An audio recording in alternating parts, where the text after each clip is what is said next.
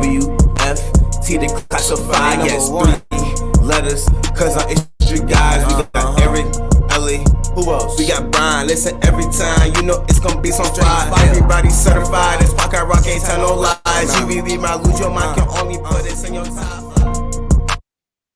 All right, welcome back to the WFT Declassified Podcast. We are in the building. I am LE. How's it going? We got our guys as usual. Eric, what's going on, Eric? I was bopping in the intro. I was head bopping. You had me going. Smooth guy. Brian, what's going on? Not too much. I'm coming to you from the road here in the car, so I apologize for the sound. Hey, we're going to make it work. Hey, check us out. If you are not already subscribed, you heard the song. Hit us on your favorite platform. Subscribe, lock in, get all the details, all the updates, all the news, all the information right here on your favorite Washington Commanders podcast, especially on YouTube.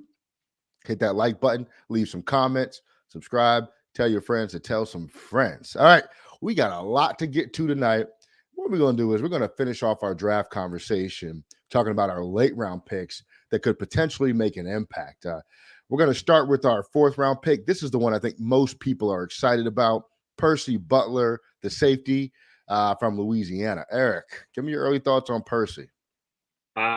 He is a potential replacement for Troy Apke on special teams, or you could have the power duo of like an Apke and a Butler on either side, and you could have the greatest special teams combo ever. But I think he's primarily a special teamer early on. But I like the skill set. I like the experience. So I'm actually excited to see what he can do, and I think he may get some snaps on defense this year too. See what he can do. Yeah, especially with the 4th round pick. The 4th round is that round where you're expecting guys to contribute on special teams and eventually develop into a player, maybe a rotational guy, and hopefully long-term into a starter. However, Ron Rivera has been pretty vocal about Percy Butler. Brian, why don't you tell us about that? Yeah, Rivera's comments aren't typical of a 4th round draft pick. So Ron has talked about, that their defense plays a 3 safety set, a little over 50% of the time, maybe 53% of the time, and that Percy Butler's going to get a big opportunity to be one of those 3 safeties. So potentially Bobby McCain, Cam Curl, and Percy Butler with, some opportunity here to either play in that strong safety role, and maybe Cam Curl is in the Buffalo nickel, or he may get an opportunity at Buffalo nickel as well, or potentially at the free safety where Bobby McCain is. So there's a lot of expectation from Ron Rivera, Jack Del Rio, that Percy Butler is more than just a special teams ace. So he will come in and he probably will dominate on special teams, but it looks like he's going to get a lot of playing time on this defense. They brought him here to do more than just special teams, and if he can take some snaps away from Bobby McCain. Yeah, Percy's about 6 foot, just under 200 pounds. So he's a big dude. I mean, he's a big, strong guy, especially playing safety. And Brian's right. In that role in which Rivera and Jack Del Rio kind of envision him in, I suspect that he's going to get quite a few opportunities to be successful there when he starts on the field. So you got to temper yourself a little bit, because you have to remember he's a 4th round pick. And you have to get through training camp, you have to get through OTAs, things like that to prove himself. And we've seen Rivera be excited about 4th round picks before and it not work out. So you want to temper yourself a little bit, but be cautiously optimistic about him. Yeah. As a fan base, that's not really our strong suit. We get really excited about people and make them Hall of Famers before they step on the football field. Percy Butler has a lot to like on paper. We'll see how it works out. I do like the fact that he's really fast and he's a true deep safety, because that's hard to find these days. It's really, box safeties are kind of a dime a dozen. Those deep guys, those center fielders, they're getting harder and harder to find. I'm excited to see what he could do. But I personally, the most surprising thing about that pick is that Louisiana is a college. Have you ever heard of Louisiana before? Like, I've heard of Louisiana, or Louisiana State, Louisiana Tech, like Southeast Louisiana. I heard all these Louisianas. Tulane, never heard of Louisiana. So I'm sure there's like 15 players in the NFL. I'm just that ignorant about it, but good on me. Louisiana, the University of Louisiana University. I don't know, but Percy Butler is going to make me learn. You will know Hopefully. today. Yeah, no, I think special teams is where you really, really want to see him make his imprint early on. And then let's see him earn those other defensive snaps. All right, 5th round. I'm gonna let you wax poetic on this one. I know you're a huge Sam Howell guy. Eric, give me your feelings and thoughts on Sam Howell. Future Hall of Famer Sam Howell, you mean? No doubt. He will henceforth be referred to as future Hall of Fame quarterback Sam Howell. Now he needs to be holding the clipboard this year. Honestly, I don't see any reason for him. If he's playing this year, we failed miserably. As much as I do like his ability, he's got all the tools that you need. There's stuff to clean up, and there are legitimate concerns about his ability to step right in and play. Even though a lot of people considered him pro ready, he can, come in and play. Sure. Can he come in and play well? Not so sure. So I think a couple of years to kind of get rid of the little ball pats and the kind of happy feet that he tends to show. I think he learned to take off and run a little too quickly at times last year. So we can kind of train that out of him. I think we'll see a lot of him in the preseason. I think we'll see like a ton of him in the preseason, honestly. But hopefully that's all we see. If he doesn't take a snap, we had a good season this year, most likely. I think he's, a last resort for us. I don't think he needs to play. There's no reason for him. I'm sure first time anybody throws an interception, they're going to be calling for, you're going to have half the fans calling for Heineke, the other half calling for Howell. They're all howling for somebody. But we're going to see, him as a third string quarterback. I really believe the coaches when they say that. I don't think, unless he completely just blows everybody out of the water in training camp, I just don't see him overtaking Taylor Heineke. When Heineke's contract is up at the end of 2022, hopefully Howell will be ready to step into at least that backup role. But this year, if I don't see him, I'm fine. Hall of Fame can wait. Yeah, I think you put it really well. I know a lot of folks are really, really excited, but Wentz has done it in the NFL, whereas Howell's done it in college. And so you got to pace yourself with the excitement. And certainly you're right to be super pumped about that. But I think if he develops into a long-term backup, then we've won. We've done something, decent with that 5th round pick. There's questions to answer at quarterback after this season, but we're not there yet. So I don't want to speculate what'll happen beyond the season with Sam Howell. But I think one thing he does do is, let's say Wentz goes down and we're talking about week 8, week 9, week 10, and we're playing for something. Heineke came in and gave us a good spark, but Howell does have NFL tools. So if he gets the opportunity to play, then I think you're in a little bit better position than you would be with Heineke, because Heineke creates exciting plays, but again, Howell has NFL tools to use. So I think I look forward to that prospect. Not that I want that to happen, but if we did get there, then I think we have somebody in a backup in Howell, and we'll see if he overtakes Heineke this year. I'm not saying he will. I'm not sure. But if he does play, I think you're looking at, and he has to play for 4 or 5 games for whatever reason, I think you have a better opportunity for success than you would with Heineke, because Heineke's on tape now. He's on film. We talked about this a lot last year. Teams are going to figure him out, and they did quickly last year. So now you have a guy that actually can make some of those throws to counter some of the defensive familiarity with him as he plays. So I think we got a good backup there. We'll see how soon he becomes the backup, but I had no complaints about that pick, but looking forward to see what he is as he develops. Yeah, I think if you had told really anybody before the draft that, Howell would be available in the 5th round, I don't think it matters what team took him. He'd be a home run pick, because he's just, it was a weird, I talked about it with Brian last week. It was just kind of a weird, draft for quarterbacks. Like all the teams basically had their quarterbacks figured out before the draft started. There were a couple of question marks, but when you have guys like Baker Mayfield and Jimmy Garoppolo still sitting on their teams and can't get traded, despite, attitude and injuries, like in any other year, those guys get traded right away. They find homes. Yeah. And so when you have that situation, teams aren't worried about quarterbacks. These guys fall. I mean, you saw all of them fall, other than tiny hands. So I think Howell in the 5th round is absolute slam dunk pick. Yeah. Zero complaints on my part. All right. So then in the 5th round, they turn around and they got Cole Turner, the tight end from Nevada. Really not much of a blocker, more of a pass receiving tight end. Last year we suffered from some tight end deficiency because of folks that got hurt. You saw John Bates step up. John Bates to me like a tight end that was developing. You're going to have Logan Thomas come back at some point. But everybody's been raving about Cole Turner's offensive ability. I'm excited. I'll be honest with you to see what he can bring to the passing game. I do wonder what type of opportunities he's going to get if he can't block, right? Because he's essentially a receiver at that point only, which is a tell for the defense. So I like the idea of Cole Turner. I just question how much opportunity he's going to get if he can't figure out the blocking aspect of his game. Yeah. I mean, Jimmy Graham can't block either. Or can he? I don't know. Who cares? He's Jimmy Graham. If he's a good enough receiver, he's gonna get it. He's gonna get on the field.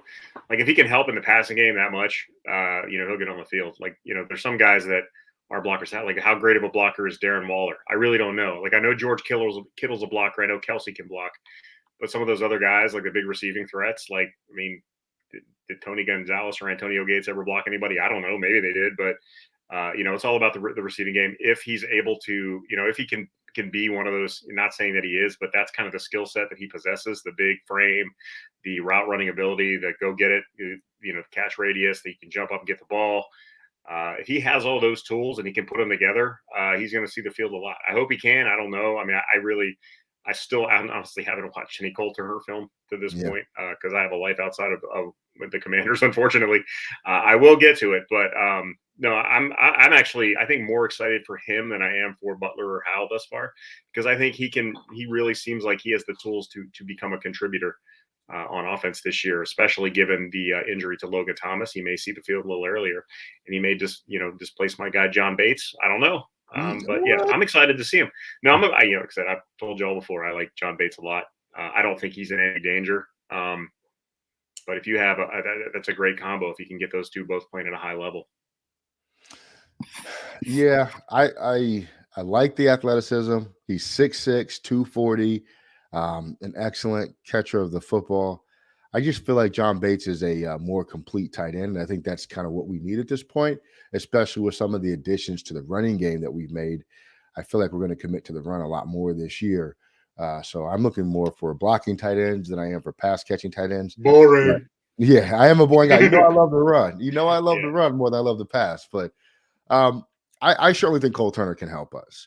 I think he needs to add the blocking aspect to his game just to keep the defense guessing. He didn't have to become, an all pro blocker, right? He just has to do enough to get in the way. And once he learns that aspect of it, I think, the future's bright for him. It comes down to like how much was he asked to do in college? Like, is it something that he just has always been bad at, or is it something that he just like, he's a really good receiver, why are we making a block? We'll make somebody else block. So we'll see what he can do. I'm sure that NFL coaching will probably bring him along to an acceptable level, hopefully, as a blocker. But yeah, I'm excited to see what he can do with a pass game because runs are boring. That's the best part of football, man. All right, so then we took NBA All-Star Chris Paul at guard from Tulsa. He's not an All-Star. He is 6'4", 323 pounds, 33 and 5/8 inch arms, 9 and 3/8 inch hands. His prospect grade was a 5.64, which means he's a candidate for bottom of the roster or the practice squad, according to the NFL draft prospect evaluation provided by Next Gen Stats. I think that's about right. I think he's probably looking at practice squad or something in that realm. He's a 7th round pick. There was something the team likes about him. So I think they're probably going to try to spend some time developing him. And then hopefully that he eventually adds to the depth on our offensive line. He certainly got the size. It just is a matter of can they get the most out of his abilities and then help him grow and blossom from there. So Chris Paul, guard from Tulsa, in my opinion, is a very likely practice squad candidate. Yeah, I think we need to pair him with top quality power forward and see what he can do. Just let him throw lobs. Yeah, I think you're right. I think if with a 7th round pick, if he can make the team as a swing tackle in 2 years after sitting on the practice squad, I think that's a success. Our guys are not getting younger, and if you can develop him, he's clearly a 7th round pick. He's a developmental player. So I think that you're going to see them try to develop him. Yeah, you're right. He's, I can see him joining the practice squad. Maybe he impresses, makes the team. He sees a little game action. Who knows? But based on what I know of him, I think, you're looking at a potential swing tackle down the road. This would definitely hopefully be a developmental year for Chris Paul out of Tulsa. Yeah.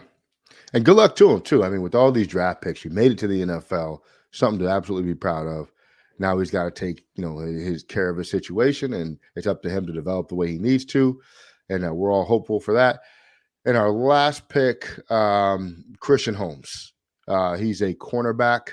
The interesting thing out of him, or for him, is that he's 24 years old, and he's a 7th round pick, our last pick in the draft, 6'1", 205, so good size as a corner. He went to Missouri from 2016 to 2019, and then Oklahoma State from 2020 to 2021. And therefore, he was a 7th round pick this year, number 240 overall. So working against him is his age. I mean, he has a 6-year window before he's at age 30. And he will be 25 in September, actually. So he's an older player here. So is Terry McLaurin, though. I mean, McLaurin came in the league at 24 too.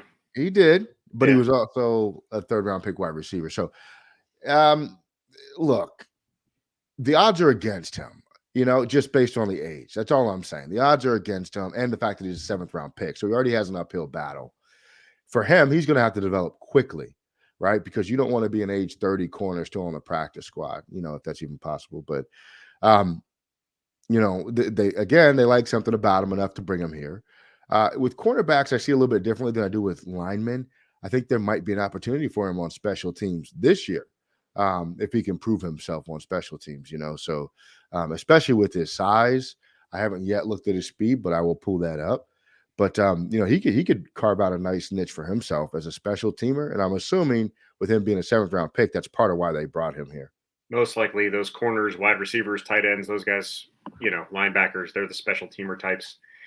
He does have that build that Jack Del Rio seems to like at a corner, that long arm, that tall, sturdy corner with, that can press. That seems to be the type of corner that he is. At age 24, that may be part of the reason that he's a 7th round pick. Like you said, it most likely lowers his ceiling because there's a lot less physical development that's going to take place with him at this point. He's basically would be entering his prime had he come in the league at 22, 21. So it's hard to gauge. Obviously, he's he played for a couple of different teams in college. The transfer portal a lot of times will lower a guy's value. So maybe there's something there, but I think again, if you're looking at a 7th round pick, if he makes the team as a special teamer this year, that's a win. He may be on the team for a year or two and get replaced by a 7th rounder, in 2024. But, that's kind of the way the NFL goes. Or he could turn into, a consistent contributor or an all-pro cornerback. Who knows? That's the beauty of the draft. You never know. Where you're picked doesn't, make your career or break your career. It just, makes things easier or harder for you. So good luck to Christian Holmes. I will most likely see you either on the practice squad or on special teams this year. Prove us wrong. Best I can tell you. Absolutely. And he's a 4'5", 240 guy, so not the elite speed that you would like at the corner position. I wonder if he doesn't have a future at safety or something like that. Possibly. Long term. So, good luck. What is it? The Joker? Maybe he's the Joker backer. Is it the Joker backer? What's the backer we like to use? Buffalo The Buffalo nickel. Yeah, maybe he's a Buffalo nickel. The infamous Buffalo nickel. Yeah. We got to get a Buffalo Wild Wings sponsorship or something for the team for that Buffalo nickel position or something, 5-cent wings or something. But good luck to all those guys that were taken after the 3rd round. I mean, every round that's later after the 3rd round, your chances to make the roster or develop into a full-time NFL career get just that much harder. So we're rooting for every single one of those guys that have the courage and the talent and ability to pursue their dreams, and they should absolutely pursue them for as long as they want to. Because once you're done playing, you're done playing. So any final thoughts on the latter part of the draft class, Eric? Yeah, congratulations to those guys. You may not be aware of this, but neither Ellie, Brian, or myself were drafted in the NFL. So you've already beaten us there. So keep beating the odds, guys. Absolutely. Although, Eric, I think you and I were a little bit quicker than 4.540 in our track days. What do you think, man? I have an official time. Okay. I won't share it, but it was in that range. Let's put it that way. All right. And that was in the 1990s, so I'm sure timing technology has improved since then. So I'm probably like a 4.8. I don't know. It was laser time, man. It was laser time. I got it laser time. All right. We're going to jump right into our halftime segment here. We're going to touch on some things, maybe not so specific to the Commanders, but does involve the Commanders. So, Eric, the NFL is one of those leagues where every year half of the teams that make the playoffs don't make it back. Last year was the first year that there were 7 playoff teams from each division. And so what I wanted to find out from you is which of the teams that made it last year won't be back and which of the ones that didn't make it will be back. So let's start with who made it in the NFC, or excuse me, the AFC, because we'll start there. In the AFC, Tennessee, Kansas City, Buffalo, Cincy, the Vegas Raiders, New England Patriots, and the Pittsburgh Steelers all made it. Of those teams, which would you feel like has the least chance to get back? And remember, you're looking for possibly 3 teams to not make it from that side. Yeah, I would say the Patriots, which just sounds weird, but I'm not a believer in that team without Tom Brady yet. Mac Jones had a solid rookie year. There was a lot of smoke and mirrors there. So we'll see if they can keep that up. So that would be my first candidate. Pittsburgh, with the quarterback situation in flux, although Trubisky did take the hapless Chicago Bears to the playoffs twice, so you can't rule them out. But I would put them as a candidate. And then the Raiders, just because their division is brutal. Yeah. I mean, honestly, you could have all 4 teams out of that division make the playoffs. You know, you could have 3 wildcard teams come from that division if they didn't beat each other up. But I'll say that the Raiders are probably the most likely. So the Patriots, Steelers, and Raiders rather are the most likely 3 in my book. Yeah, you know what? I agree with you some. I'm gonna tell you, my 3 that aren't going to make it from the AFC, Tennessee. I don't see them repeating as AFC South champions.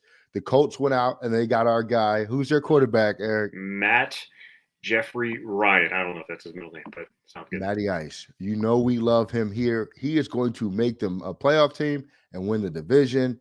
I got them replacing the Titans. Derrick Henry's coming off an injury. Derrick Henry is also taking a million hits in the league. At some point, he's going to slow down a little bit. Hassan Haskins Dawn, though. Yes, drafted Haskins, man. That's your boy. That's our boy. We liked him. I do like him a lot.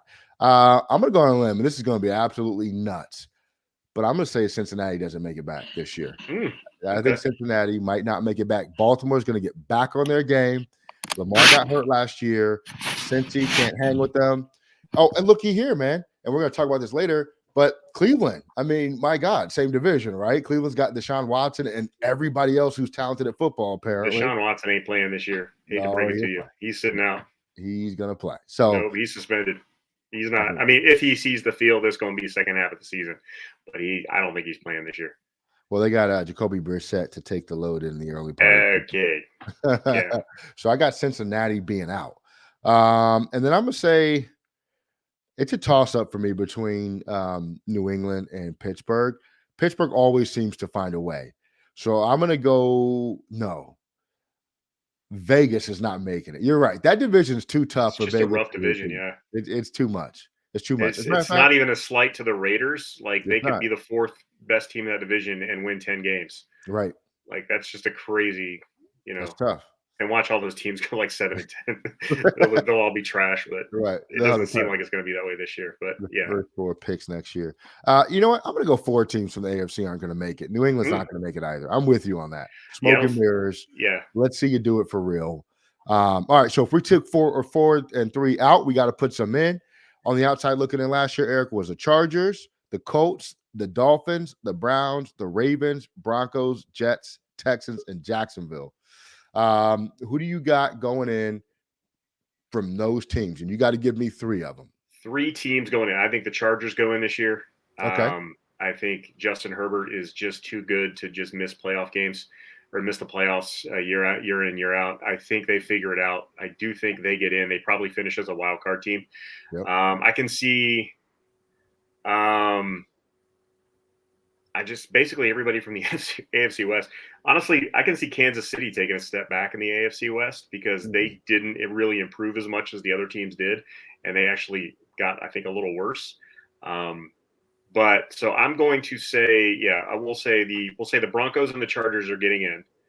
With the I think the Chiefs also get in, but the Raiders are out. The Colts, Matt Ryan, they were really close to making the playoffs last year. Matt Ryan is more battle tested than Carson Wentz. And I think that, with him under center last year, they probably do much better. He is declining now that he didn't come to us. I can just start bad mouthing him. He is in a little bit of decline. So depending on how quickly, his skill set continues to deteriorate, that's iffy. So that's my three. So Colts, Broncos, and Chargers, I think, are getting in next year. All right, I'm gonna make this. And I'm keeping the Ravens out because I don't think they bounce back. Okay. What? Okay, No, I'm gonna make it simple for you. I got the Chargers, I got the Colts, I got the Browns, and I got the Ravens. That's my the four. Browns are not making the playoffs this year. They are making the PLAYOFFS. It's happening. The Browns are. We're making a wager on this one. $1 says the Browns don't make the playoffs this year. Let's do it, man. Deshaun Watson is not suiting up for the Browns. Like, he's not playing this year. The league needs him. I saw the Building the Browns special on YouTube. They're advertising him. They're pumping this guy up. It's happening. At least saw a YouTube video, so the Browns are going all the way. It's got to be true. It's on YouTube, man. They must be getting back. Come on, nobody lies on YouTube. I even wore my Cleveland Brown shirt, and I'm not even going see, you're in it. All right, let's switch to the green. NFC. You just can't see it on screen. We're going to include Brian. Welcome back, Brian. Looking sharp today. What's up? All right, NFC. Last year, the playoff teams from the NFC were Green Bay, Tampa Bay, Dallas, Los Angeles, Arizona, San Francisco, and the Eagles. So, like we said before, 3 to 4 of those teams aren't going to make it. Eric, which 3 to 4 of those teams aren't coming back next year? The Cardinals will not be back. Okay. Cliff Kingsbury is a fraud, and I don't believe in Kyler Murray. I can see the 49ers taking a step back because I don't know that it depends on Trey Lance if he's ready to play or if they're going to go roll back with Garoppolo. I can see them taking a step back. So I'll say the 2 teams from the NFC West, the Cardinals and the 49ers, and the Dallas Cowboys because they hate their stupid face, their dumb star logo, and all their idiot fans. So they're not going back. Okay. That's pretty sound logic, right? I like it. I'll take it. So, and I'll do a 4th team. Okay. No, I won't do a 4th team. I'm not going to do one. I'll say the Cowboys because they have, they have a dud like every couple of years. And, aside from all those awesome reasons I just gave, which are 100% accurate, and it should be good enough, I will say that their head coach is coaching for his job and he's feeling Sean Payton breathing down his neck. So I think that adds a layer of complexity to the issue. I think that, they do every couple of years, they just lay an egg and finish like 6-10. Yeah. And, they had a good season last year. They almost never put 2 good seasons in a row. And I think that Philly might catch them. So the reason that I didn't pick Philly to get out of the playoffs is because I think Dallas misses it. So I think Philly still gets in, probably still as a wild card because the Commanders are winning the division. But yeah, I think Dallas, if not Dallas, it would be Philly, but I'm going to go with Dallas because they're stupid. Okay. Brian, 3 to 4 of those teams that don't make it next year are who? Yeah. So the first one who's not making it is the Philadelphia Eagles. They have made some really good moves this offseason, trades, drafts, but really their focus was to put pieces around Jalen Hurts to help him in the pass game. And I think it's going to backfire. I don't think it's going to help Jalen. I think it's going to magnify his issues within the pocket in the pass game there for the Eagles. And I think it's going to show itself. I think the NFL has seen, what Jalen Hurts can do, and they have seen what they need to do to stop him or to slow him down or to make him ineffective, which is keep him in the pocket. So I don't think, adding A.J. Brown is going to help. I think it's just going to magnify the problem that, hey, you've got weapons and you're not going to, produce at a high level in terms of through the air. So I think they're the first team to go. Unfortunately, I think Dallas does make it just because they're playing a very, very weak schedule, and they're still a very talented team, and they do have a quarterback in place. But the next fraud that I see is the Arizona Cardinals. Eric hit it right on the head. Their coach, Cliff Kingsbury, is not a coach. He is a fraud. He is a front runner. And then when things get difficult, their team falls apart. There is no reason that they should have collapsed the way that they did last year, but they did.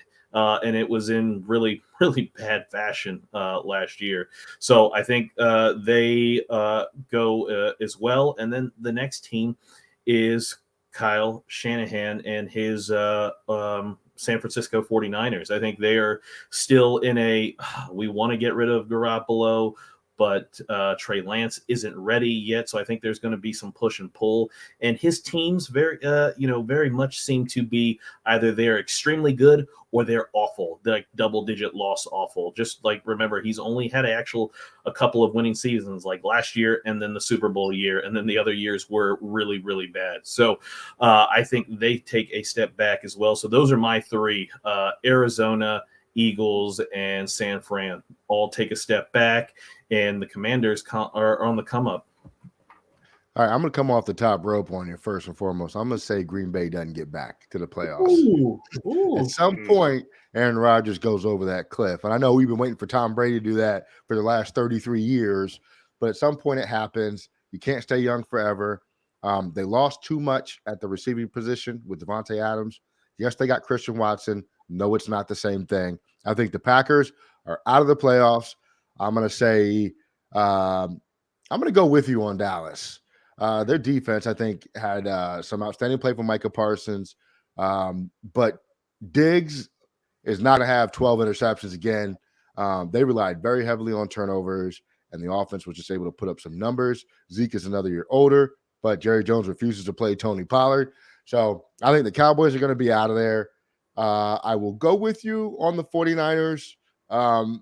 They got to figure out that quarterback situation. Their defense is still really good, but I don't think they can run their way into the playoffs again. So Arizona's a tough one because no, it's not. That's the easiest one on the list. No, they got it talent. really is. No, they got talent, and they added the receiver Hollywood Brown from Baltimore. So I'm gonna leave them alone. So I'm gonna take three. I'm gonna go Packers. I'm gonna go Cowboys, and I'm gonna go 49ers. All right. So of the teams that were out, Eric, the Saints, Vikings, Washington, Atlanta, Seattle, Chicago, Carolina, New York, and Detroit. Which of those teams are getting in? I think you took 3 or 4, so you got to give me that same amount back. So the Commanders are getting in because obviously this is a Commanders podcast, and if they don't get in, then we have no. Why are we in here? I'm going to go with the Minnesota Vikings will get in. If you are correct, especially if you're correct about the Packers, which I don't think you are. I think the Packers still win that division easily, but I think the Vikings can vault because they're always mediocre. Kevin O'Connell's a first-year head coach, kind of a wild card. He's worked with Kirk Cousins before. I think they can keep it together, and I think they can get into the playoffs as a wild card team. And my third team, let's see, who else? I'm tempted to say the Saints, but that's boring because I don't, they might get in because after the Bucs in the NFC South, there's not much there. But I'm going to have some fun, and I'm going to say the Detroit Lions because why the heck not make a huge leap? There's that one team every year that just comes out of nowhere, and I think this year it is the Detroit Lions goes 9-8 and sneaks into that number 7 seed and gets annihilated by Tampa Bay in the first round. All right, Eric. You like to be wrong, huh? Detroit, and Minnesota. Okay, and I'm saying that as a person whose family is from Detroit, but yeah, that's a long one. I hope they do. And kneecaps are going to be chewed off, all up and down I-94. Oh man! All right, Brian. Let's see. Give me your 3 that are going to be in that were out last year. Well, first, Washington Commanders. That's a given. We will be in the playoffs. We will be much improved on the offensive side of the football, and that will carry us all the way into the playoffs. My next team is the rise of Justin Fields and the Chicago Bears. I think they really step up. I think Justin Fields, a lot of people have been doubting him. A lot of people have been down on him. A lot of people thinking that he is a bust already after 1 year under Matt Nagy. I think this is a year where he makes a big leap and no one sees it coming. No one sees the Bears coming, and they get into the playoffs. And the other team that I'm going to go with is the New Orleans Saints. I'm not that high on them, but they do have a really good defense in place. They do have playmakers there at the wide receiver position now. Jameis is healthy, and the offensive system has been in place for a couple of years, so I think that helps with a first-year head coach. I don't expect them to do much if they do get in the playoffs, but I think they sneak in into the playoffs. So Commanders, Bears, Saints. So I'm not down on Justin Fields at all. I'm down on what the Bears put around him this year because they gave him no help. And I don't know what they're doing, but you've got a young quarterback who looked good at times last year, but mostly struggled, and you didn't do anything to help him out. As a matter of fact, you traded away or let your best receiver leave. So I like Justin Fields, but I just think that they're kneecapping him. Another kneecap reference for the Lions are making the playoffs. But I don't think it's going to be Justin Fields' fault. I think it's the front office that didn't do anything to help him out this year. Yeah. But the Saints, I can see the Saints getting in because they do, even though they don't have that, they lost their head coach. They have enough talent. Yeah. Especially that defense is ridiculous. And if Michael Thomas can actually play this year, and they went ahead and drafted Olave, so there's talent there. And if Jameis can keep it together with duct tape all year, I can see them getting in. But I'm still rolling with the Detroit Lions because. Have y'all watched Jameis Winston's backyard workouts videos? Yeah. Like every week he posts like he's in somebody else's backyard working out. I'm like, don't you have a gym? Can't they find this man a gym to work out in? He's the Kimbo Slice of football workouts. Yeah. So look, it's ridiculous too. Yeah, RIP Kimbo Slice. So I got the Saints in because they had a winning record last year. They were essentially in, but San Francisco won the last week of the season to sneak in. I don't think they got worse. They drafted Olave. They still have Michael Thomas. They got Jameis. I think Jameis is better than people give him credit for, and the defense is outstanding. They're in. I'm going to go Washington football team. Yes, I said it. I think Carson Wentz is going to be that much better than Heineke was last year to help him get to just enough wins to get into the playoffs. And then I'm going to go, man, I need a third team. And I tell you what, I want to go to the Bears, but you guys just talked me out of it. I hate the Vikings.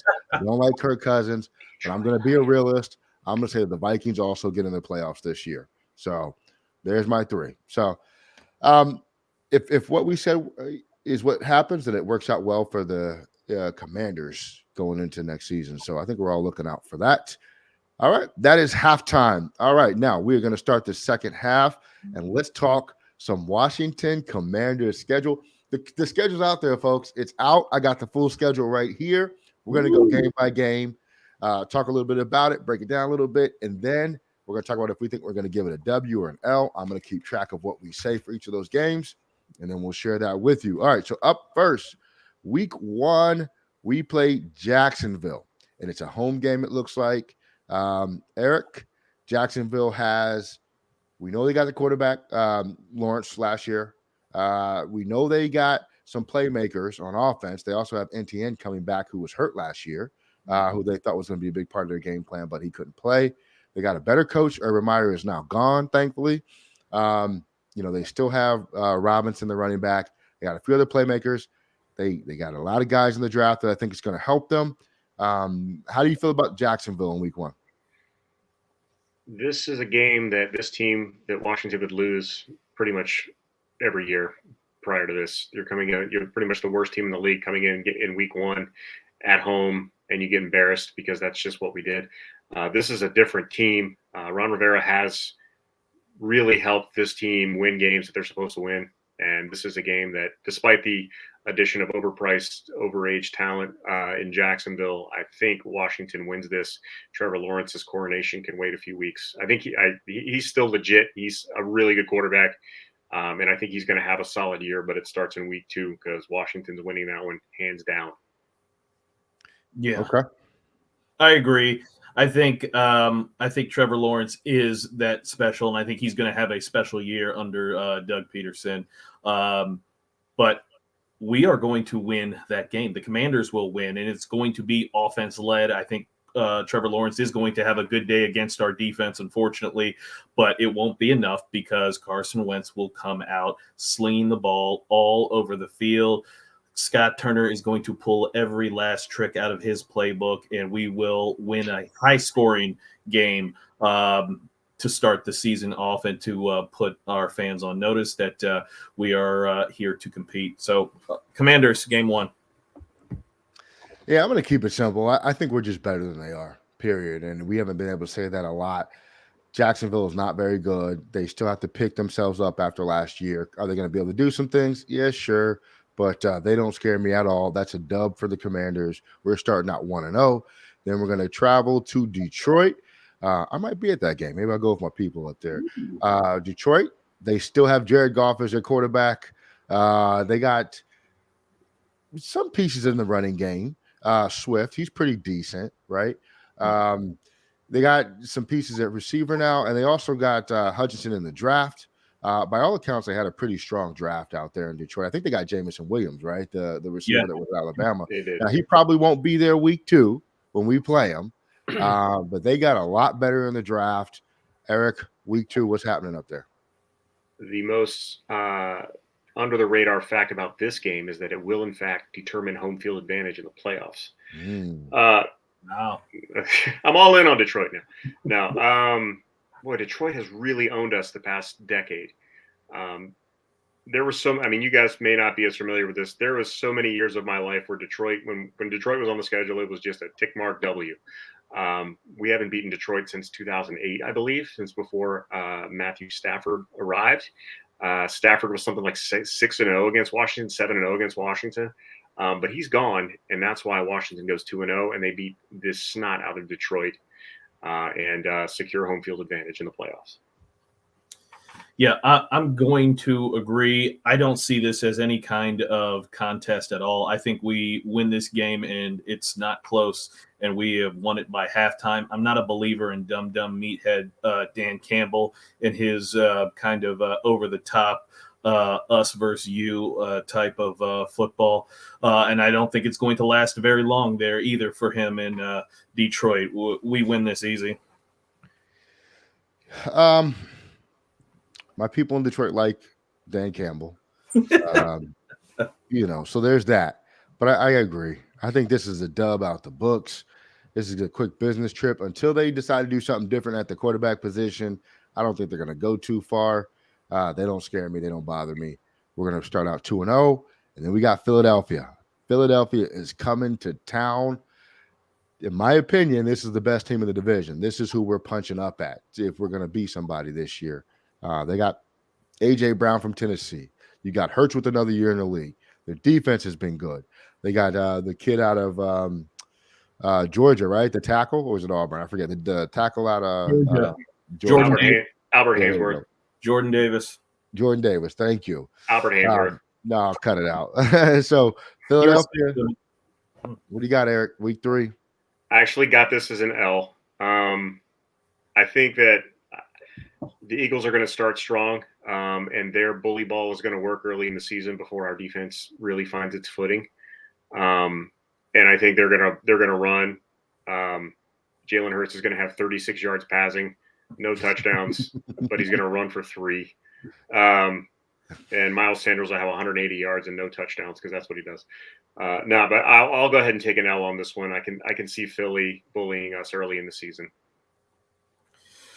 I am going. This is the Phidarian Mathis game. This is why he was drafted, because the Eagles ran on us last year. The Eagles pushed us around on the defensive line. That same defensive line that we have 4 first-round picks who all got pushed around by the Philadelphia Eagles. So Phidarian Mathis will be big in this game. We have to shut down their run game, and we will. And Jalen Hurts will be Jalen Hurts. He will try to run. He'll get some plays on us, but that's it. He's not going to be able to do anything through the air. Carson Wentz will be highly motivated in this game. He holds grudges. He has a chip on his shoulder, a very, very large one, and he is going to show everybody. We go 3-0 in this game. You got us coming out 3-0. Okay. I'm gonna go with Eric. I think Philadelphia is going to present some problems early as we're still figuring ourselves out defensively. Offensively, I think we'll still be working on gelling. I think Philadelphia can do enough defensively to disrupt that. I'm going to give us the L there too. I know I hate it. I don't want to do it, but we're going to be 2-1 coming out of that Philly game. And then we got Dallas. This is going to be at Dallas at Jerry World. What do you think, Eric? If this were at home, I would take an L. I think Dallas plays better at FedEx than Washington does. I'm going to go ahead and give it a W in this game, especially after the way that last season's game went. A lot of guys like the John Allens and Deron Payne's got to fight on the sideline. They're going to remember that game. This is the game that our defense comes together and makes Dak Prescott miserable. And this is the game that Carson Wentz starts to figure things out. He got to coast the first couple of weeks against the Lions and Jags. He probably pummeled a little bit against the Eagles, and he's really salty about that. I think this is the game Carson Wentz figures things out. And I got Washington winning in a laugher. We're going to go ahead and take a laugher. They're going to win. It's going to be like 31-17. Wow. Yeah, they got it. That'd be nice. Brian? I am going with the Cowboys on this one. I don't want to do it, but I think their passing attack will still be too much for our defense in a shootout. It won't be a blowout. We'll be able to put up points because the offense will be improved, but our defense, our weakness will be exposed. Dak will have a day. So L here. Oh, man, this is tough because it's going to be early in the season. I'm going to say we're going to get a dub here. It's early. I think our guys, our receivers, our little fast guys that we have are going to play well on Dallas's field surface. And I think Dallas's defense doesn't scare me much at all. Their offense can move the ball a little bit, but I think if you play physical with them, they will crumble a little bit. So I'm going to give us the dub. Then we got Tennessee October 9th. And that one is a home game, Eric. Talk to me about Tennessee. It's another game where we get bullied. Tennessee likes to run the ball. They don't have much at quarterback. They're kind of similar to what Philly does. And this one will be closer, but I will take Tennessee in a squeaker. It'll come down to the last play. It'll be a low-scoring game. It'll be a little bit of a letdown after the big win at Dallas. So I will take Tennessee by a nose hair. Yeah, I'm probably going to do the exact same thing. I think Tennessee is a better coach football team. Mike Vrabel is an excellent head coach. He has, in a short amount of time, made his Titans a perennial playoff contender.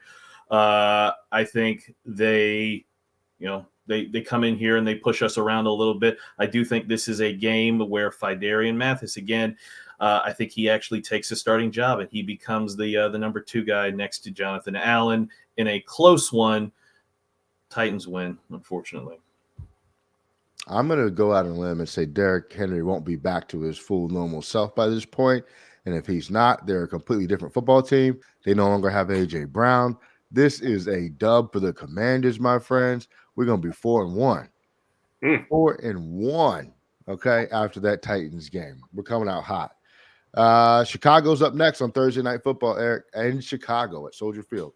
We are smacking them all over the field. It's going to not be close. It's going to be over by halftime. I'll be scrolling through Twitter. I'll be back on Twitter that night, I promise. And I'll be scrolling my feed because that's going to be a boring game. They have Justin Fields on offense. They have nothing else. He has no help. Their defense is meh. I don't think they got a lot better in the draft. As a matter of fact, I think they got worse in the offseason. And I think we just run all over them. It's not going to be close. It's going to be another bad Thursday night game, but at least we'll be on the good end of it. Agreed. I do think the Bears will have a better season than most, but it won't be that night. I think we beat them up badly. I think we run away with this game, and I think it's over at halftime. Commanders big win.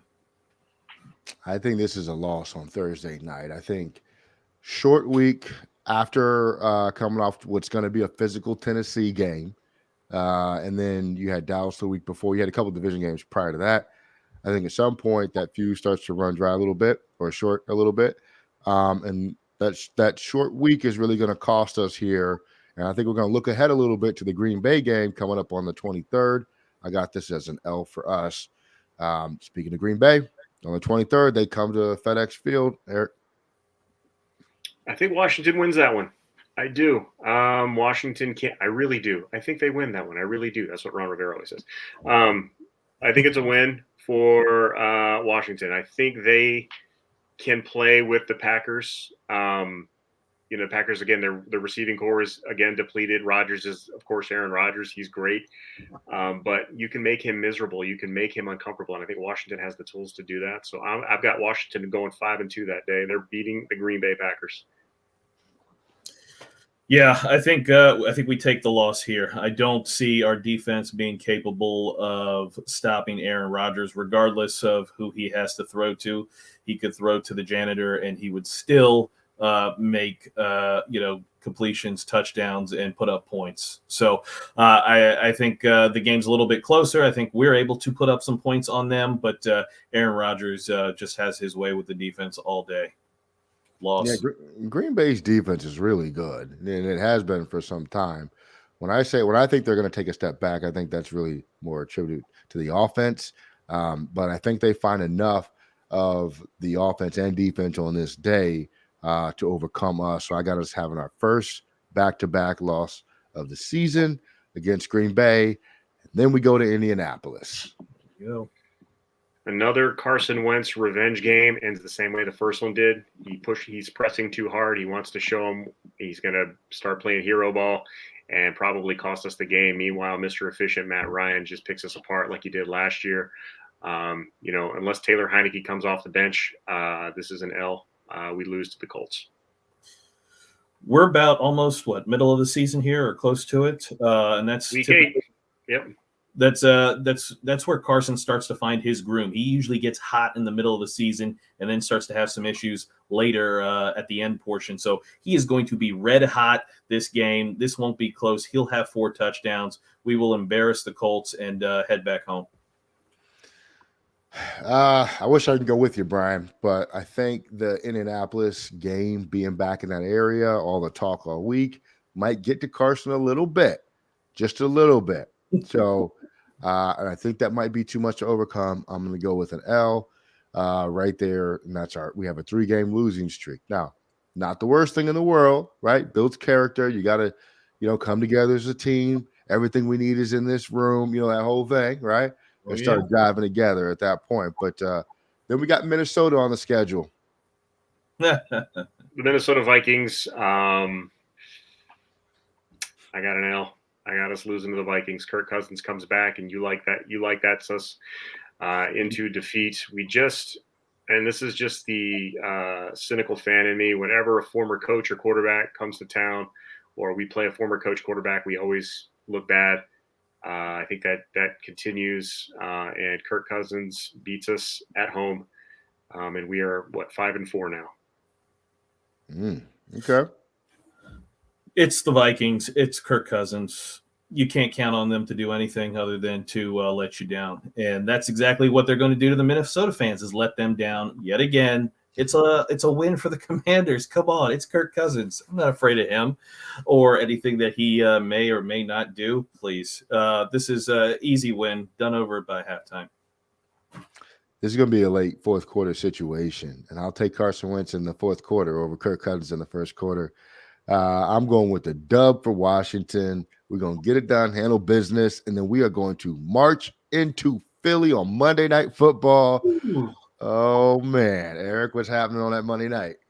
Well, it's a Monday night game, which we don't play well in. However, it is not a Monday night home game, so we do have hope. And this time, Carson Wentz does get his revenge, and we smack the Philadelphia Eagles all over the field. We figure out Jalen Hurts and his stupid run game, and we have a huge defensive night, and Washington gets the win on Monday Night Football, defying all odds. I'll take it. Right? Yeah, no, I think this is much like how the first one went for us. Jalen struggles again with the pass game. That gets magnified and leads to a quarterback change for the Eagles.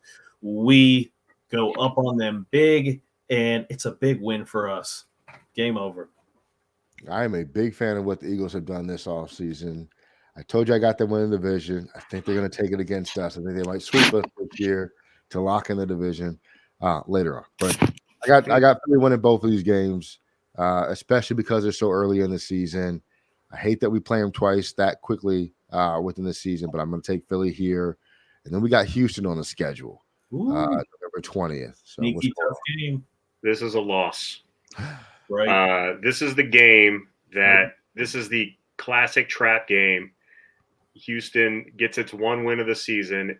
Everyone outside and inside of Washington starts questioning the character of this team this week, having lost now 3 of 4 games, and a bad loss to the Texans really gets people down on us. We go 6-5 now, I believe, and things are not looking good. This is I don't know. This is the act 2. This is the act 2 of the play where everything looks bad. This is the Empire Strikes Back of the season. So yeah, I've got Houston taking that game, making us look really bad that week. Just weird. Yeah. It's one of those games where we're completely inept and just can't do anything right because we seem unprepared. And Davis Mills has a career game. Yeah, I think I agree that we get embarrassed this game. And I think we get embarrassed this game because I think the Texans are better than people give them credit for. A guy that I wanted us to draft a year ago, Davis Mills, goes off because he's going to have a great year this year. And he's going to have a great night against us. And he will throw for all kinds of yards and touchdowns on us. And this game will not be close. Texans will blow us out. In a blowout, man. In a blowout. They beat us. And Monday morning is not that great, and it radio, talk show, everything. It'll all be up for grabs after that. Listen, the only Mills I respect is General, and so look, we got the Michigan. Yeah. This is a no question Washington game. I'm not even going to pretend to give you some fake context as to why I think Houston will make it competitive. They won't. We're rocking and rolling. This is a dub. Put it on the schedule. You can put it in blood. It's happening. That's a W for us. And then we got Atlanta coming to town. We beat Atlanta. I don't have anything clever to say. We're going to beat Atlanta. Yeah. I don't see Atlanta beating us this week. Now, we had a bad week last week. We're 6-5. We're struggling. Everybody's down on us. This is the rally the troops game. We get a big win against the Falcons if it's, considered a big win against the Falcons. Yeah, I agree. I think we injure Mariota. I think Ritter comes in, throws a bunch of interceptions. I think Drake London looks awful, and I think we run away with this game and we right the ship after an embarrassing loss to the Texans, and all's well, at least for another week. Yep, the Drake London revenge game. Nobody cares. So I got us wiping the floor with Atlanta. Easy money. I'm not scared of Mariota. And then we got the Giants in New York in early December, Eric. Daniel Jones has another career game, but it's not enough. Washington wins that one because Daniel Jones just destroys us every time he plays us, but we were able to hold them off this time because Carson Wentz is good enough. Yeah, I agree. I think I don't know what it is, but Daniel Jones loves playing against our defense. I think it continues. I think he rushes for a bunch of yards. He scores a bunch. But I think we're able to pull it out very similar to last year's game, back and forth all the way till the end. Yeah, that's a W right there, yep. All the way across the board. And then we got a bye week. We're going to breathe easy, catch up on some rest, heal up. And then we got the Giants back on the schedule after the bye week. Wow, that's weird. And Daniel Jones looks even worse. He only throws for 350 and 3 touchdowns instead of 400 and 3 touchdowns. Now Washington wins that game too. Sweep of the Giants. I agree. I really don't like the Giants. I don't think that they've done a whole lot. Very similar game though. Lots of points back and forth, but we pull it out. Win. Yeah, at this point in the season, their season's done. It's wrapped up. It's packaged up. They're getting ready for the holidays. They don't care. They want to get a top pick to get one of these quarterbacks next year. Who knows? There's going to be some quarterback off the street that could potentially be playing at this point. No way is New York going to win that game. Then we go to San Francisco. Christmas Eve. Dub.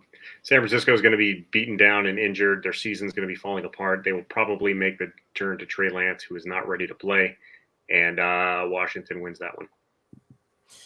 I think we go out to San Fran and we struggle. I think we struggle greatly, and I think Rivera makes some questionable coaching decisions.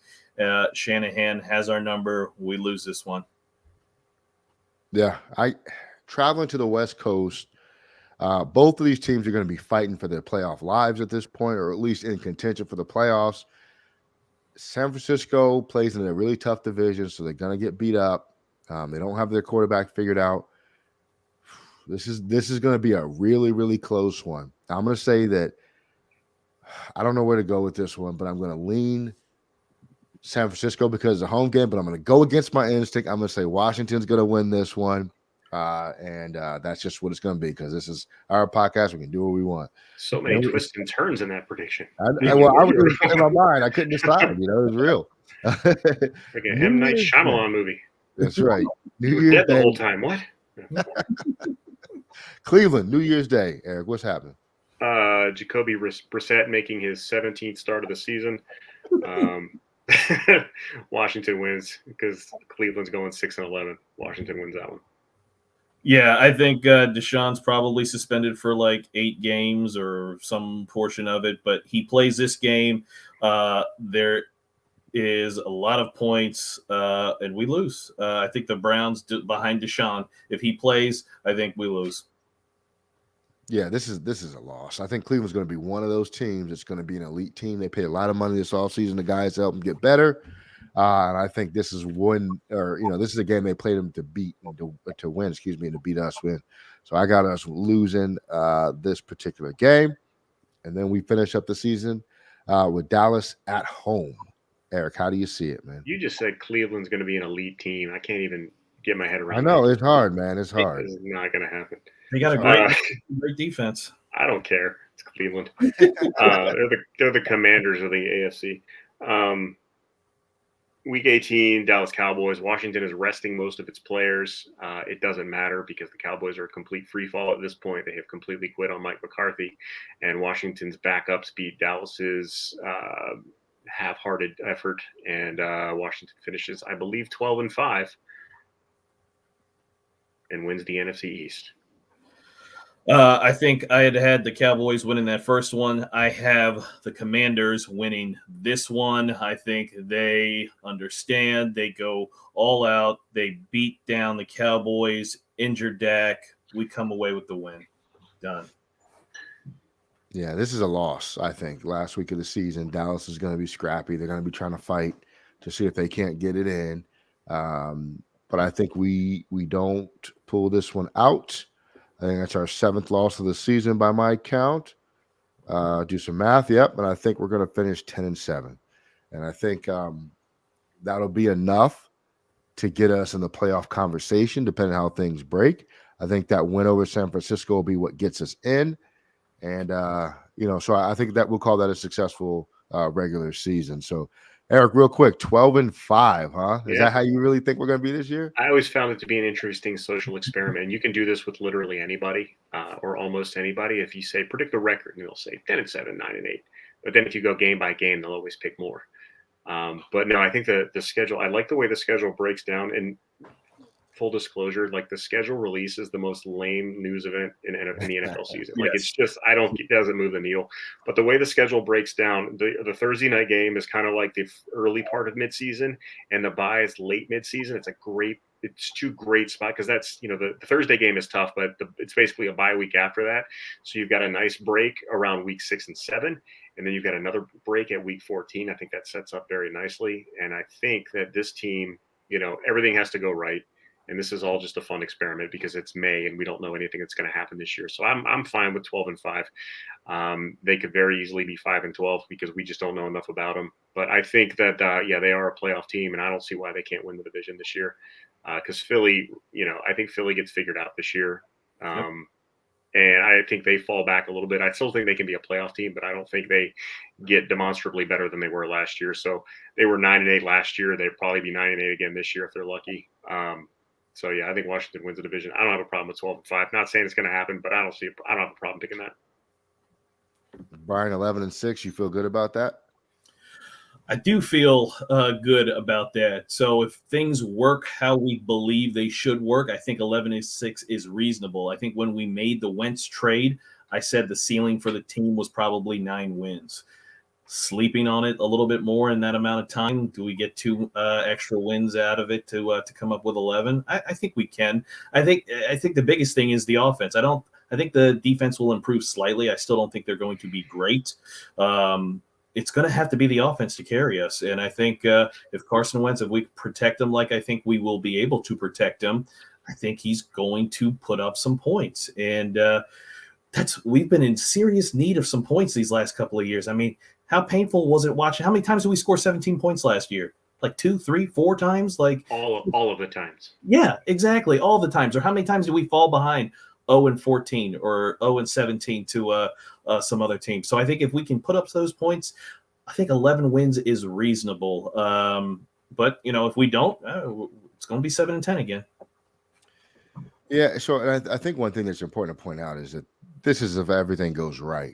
Here's where we are. So, and I'm including that disclaimer in my 10-7 record because I think that's a realistic possibility for us. I think we're in that anywhere from 6 to 10 win range is a realistic scenario for us, depending on how things break. Now, if we start to lose some of these games that we talked about were dubs, like if we want to go to Detroit and we lose that game, that could change the entire season for us. You know what I mean? Because that's something you're expecting to pick up. If we lose to Jacksonville week 1, that changes the rest of the season for us. And you don't want to be put in that situation where certain games that you think you can afford to drop are must-win games. So you got to take care of business against the bad teams that you have on your schedule. If we lose to Atlanta, that changes it for us. If the Giants figure out a way to beat us, that changes things. So those are the games that we have to get. Those got to be in the bank so that we can go to war with a Tennessee, or we can go to war with a Philly and figure it out. And if we don't come away successful from those matchups, then okay, let's go. We can bounce back. But if we lose to the Detroits of the world, if we lose to Houston, Atlanta, the Giants, then we got to ask some serious questions because the season's going to look very, very different. The one game that I think is really, really a toss-up is the Indianapolis game. I like what Indianapolis has done. I think they're a very good team, but it depends on the psychology of Wentz for me. If he's really focused and wants to go ball out, I think successful things can happen there. So, yeah, no complaints there. I get it. I think, Indy and San Francisco, there's going to be some real toss-ups there. The Philly games are going to be really big. But yeah, I would agree with you. Things can go south very quickly in the NFL if you don't handle your business. But I think this team has figured out how to handle its business, and I'm going to trust in that. So 12-5 it is. Yeah, I think one thing that works in our favor is, regardless of whatever anybody thinks of Ron Rivera, he's a guy, he will keep the ship together. It doesn't matter what's going on around him. Like if you look at all the things we had happen to this team last year, we should have been 2-win team. I mean, he somehow squeezed out 7 wins. Is he going to give you more than that? Probably not, but he's going to keep things together. So if we get some breaks, if things break our way, I absolutely think 11 wins or 12 wins and things like that, 10 wins are absolutely possible because with Ron Rivera, I don't see us being a 2-4 or 2-15 team.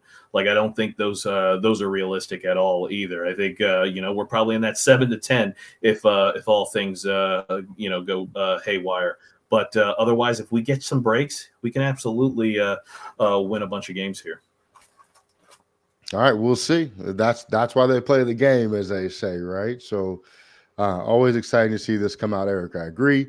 I wish they would just dump the schedule on us and let us go on with our life. But hey, it brought us together tonight to talk about the Commanders. You can never be mad at that. Make sure you're subscribed, locked in, tell your friends, and we'll catch you next time.